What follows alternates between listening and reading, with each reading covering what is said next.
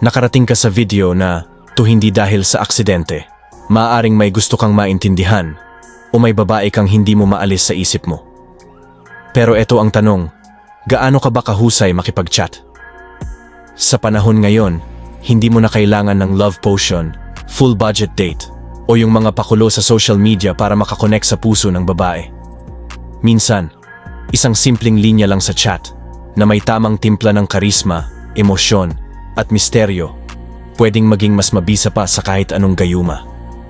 Hindi ito tungkol sa magic. Ito ay tungkol sa psikolohiya, sa timing, sa tamang pagpili ng salita. At sa video na to, ibabahagi ko sa iyo ang 7 chat lines na kayang dumiretso sa puso at manatili sa isip ng isang babae kahit natutulog na siya. Kaya kung sawa ka na sa scene zone at gusto mong malaman ang sikreto kung paano ka maging unforgettable gamit lang ang tamang salita, tuloy mo lang to. At bago tayo magsimula, kung gusto mo pa ng mga content na lalalim ang mindset mo, confidence mo, at connection mo gamit ang Stoic Wisdom, Psychology, at Emotional Mastery, mag-subscribe ka na dito sa Aral Mula sa Stoicism at i-comment mo kung paano mo nahanap ang video na ito dahil walang aksidenteng tanong kung totoo ang intensyon.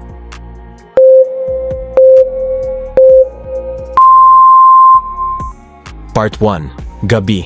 Tahimik ang paligid. Kumakagat na ang antok pero kayong dalawa, tuloy pa rin ang usapan sa chat. Wala nang heavy topics, puro kulitan na lang. Masarap sa pakiramdam kasi parang ang gaan ng usapan nyo. Hindi mo alam kung bakit, pero parang ayaw mo munang matapos ang gabi. Tapos, bigla mong ibinato ang linyang ito. Napapaisip ako. Paano kaya kung ikaw ang kasama ko ngayon? Simple, di ba? Walang halong landi. Walang sapilitan, pero may tama.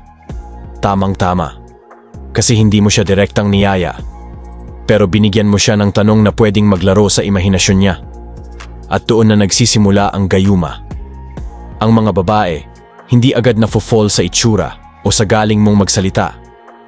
Pero kapag napapasayaw mo ang imahinasyon nila, kapag napapaisip mo sila ng paano kung dyan mo sila unti-unting naaakit, ang line na ito ay hindi pang pa-cute. Isa itong subtle flirtation na may halong emosyonal na lalim.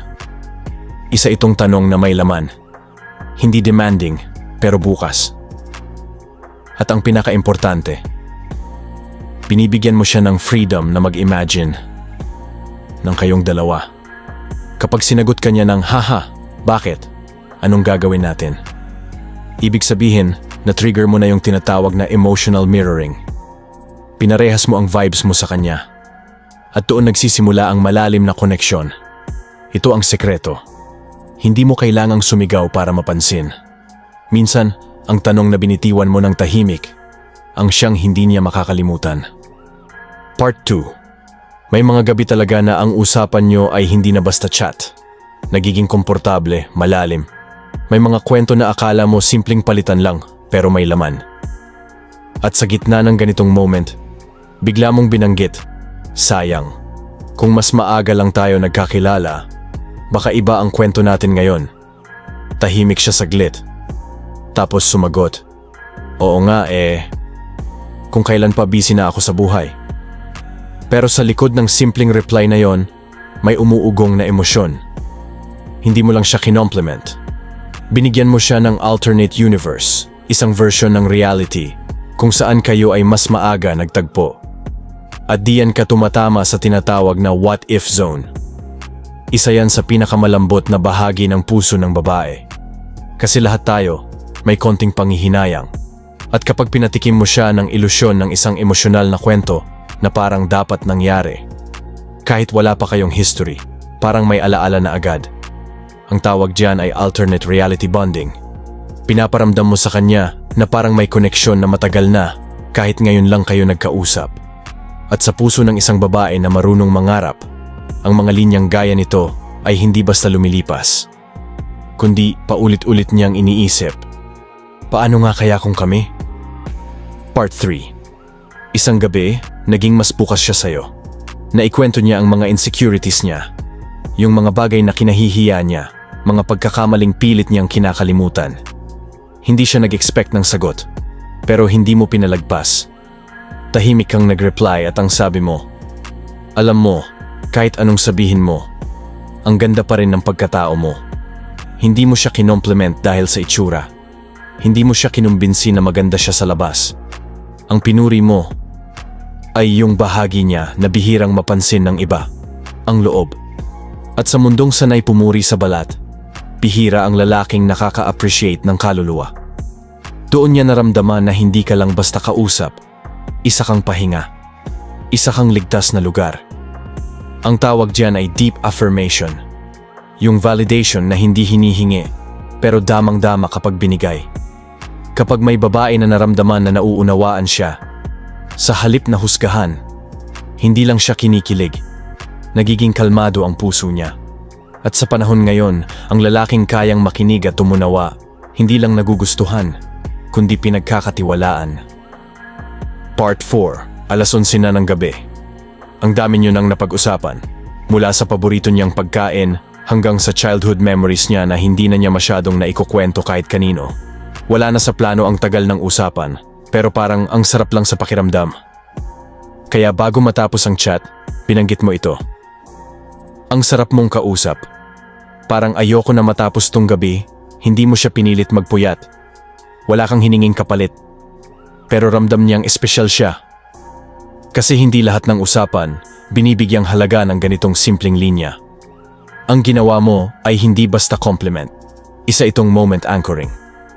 Pinatibay mo ang isang sandali na hindi niya makakalimutan. Isang gabing ordinaryo sa paningin ng iba, pero naging makabuluhan dahil sa paraan ng pakikipag-usap mo. Yan ang sikreto. Hindi mo kailangang magpakitang gilas. Minsan, sapat na yung presence mo. Yung marunong kang magpahalaga sa oras at hindi ka nagmamadali. At sa mga babaeng pagod na sa lalaking puro pa-cute at pa-impress, ang isang lalaking kayang mag-slow down at magsabi ng ganito, siya ang gusto nilang balikan. Hindi dahil sa chat, kundi dahil sa pakiramdam na iniwan nito. Part 5. Hindi araw-araw bukas ang babae sa mga mabibigat niyang pinagdadaanan. Pero isang gabi, nag-share siya. Tungkol sa stress sa work, gulo sa pamilya, expectations ng ibang tao. Habang nagsasalita siya, alam mong hindi siya naghahanap ng solusyon. Gusto lang niyang may makinig. Kaya sinagot mo siya ng tahimik, pero buo. Seryoso, gusto ko lang malaman mo na hindi ko minamaliit yung pinagdadaanan mo. Walang judgment, walang advice, wala ring drama. Isa lang itong simpleng linya na parang yakap. Sa mundo kung saan lahat gustong magsalita, kakaiba ang lalaking marunong makinig. At doon ka nagiging iba. Hindi ka lang kausap, nagiging pahinga ka. Ang tawag diyan ay emotional validation. Hindi mo binabago ang sitwasyon niya, pero pinaparamdam mong totoo ang nararamdaman niya. At sa isang babaeng pagod na sa mundong laging may hinihingi sa kanya, ang isang lalaking marunong umintindi, siya yung hindi makakalimutan. Sa simpleng linyang yan, hindi mo lang siya napagaan. Pinakita mong may kasama siyang humihinga sa bigat. At minsan, yan lang talaga ang kailangan. Part 6. May naikwento siya tungkol sa isang pagsubok na dinaanan niya.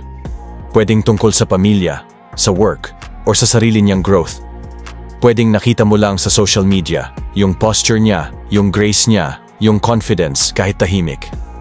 At sa gitna ng usapan niyo, hindi mo pinalampas.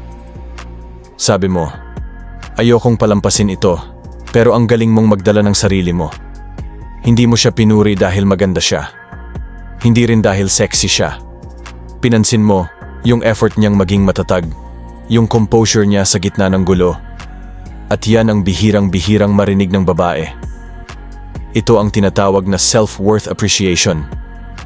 Ang klaseng compliment na hindi lang basta pampakilig, kundi pampatibay ng loob. Kasi pinaparamdam mong napapansin mo yung mga bagay na hindi nakikita ng iba. Kapag lalaki kang kayang humanga sa lakas niya, hindi para sakyan, kundi para igalang. Doon ka nagiging kakaiba. Hindi ka lang pa-cute. Isa kang salamin kung saan naaalala niya ang halaga niya. At sa panahong karamihan ay bumabase sa likes, filters at katawan. Ikaw ang lalaking nagsabing, ang galing mong magdala ng sarili mo. At sa puso ng isang babae, ang ganitong klaseng respeto, hindi basta-basta nawawala. Part 7. Late na. Wala na masyadong topic, wala nang kulitan, wala ring malalim na issue. Tahimik lang. Pero ang sarap kausap. Tapos, bigla mong naramdaman to. Walang dahilan, walang eksaktong rason. Pero totoo. Kaya binanggit mo, simple pero mabigat. Hindi ko alam kung bakit. Pero parang ang gaan mo sa pakiramdam.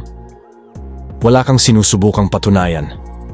Hindi ito linya para kiligin siya. Isa lang itong totoong pakiramdam na sinabi ng buo.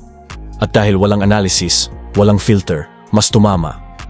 Kasi karamihan sa babae, hindi naman naghahanap ng lalaking perpekto. Ang gusto nila, yung presence na hindi kailangang i-explain. Doon pumapasok ang emotional resonance. Yung pakiramdam na kahit tahimik na ang paligid, kampante pa rin siya. Kasi ikaw yung kasama. Ikaw yung lalaking hindi kailangan ng script para maging totoo.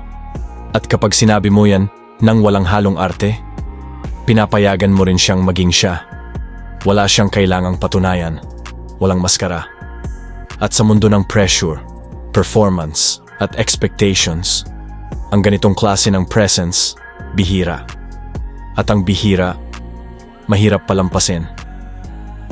Ang attraction, hindi lang palaging tungkol sa itsura. Ang tunay na koneksyon, nagsisimula sa isip, humahaplos sa emosyon, at dahan-dahang tumatagos sa puso. Hindi mo kailangang magpanggap. Hindi mo kailangang manguto.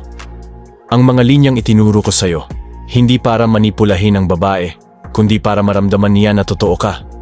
Dahil sa huli, ang lalaking may respeto, may tamang timing, at may intensyong malinaw, yon ang hindi basta-basta nakakalimutan. Hindi lahat ng babae bukas agad, at hindi rin dapat pilitin. Pero sa tamang salita, sa tamang oras, at sa tamang babae, ang epekto, totoo, malalim. Minsan, hindi na mababawi. Kung nagustuhan mo ang topic natin ngayon, huwag mong kalimutang mag-like, mag-subscribe, at pindutin ang notification bell para lagi kang updated sa mga susunod pa nating videos dito sa Aral mula sa Stoicism. I-comment mo rin sa baba, alin sa mga linyang ito ang gusto mong subukan? O baka, alin na ang nagamit mo na? Sa panahon ng quick replies at walang laman na emojis, piliin mo pa rin ang salitang may puso. Dahil ang tunay na gayuma, hindi gawa sa ritual. Hindi gawa-gawa. Ito'y galing sa malasakit, sa tamang intensyon, at sa mga salitang sinserong ipinaparamdam, hindi lang basta binibitawan.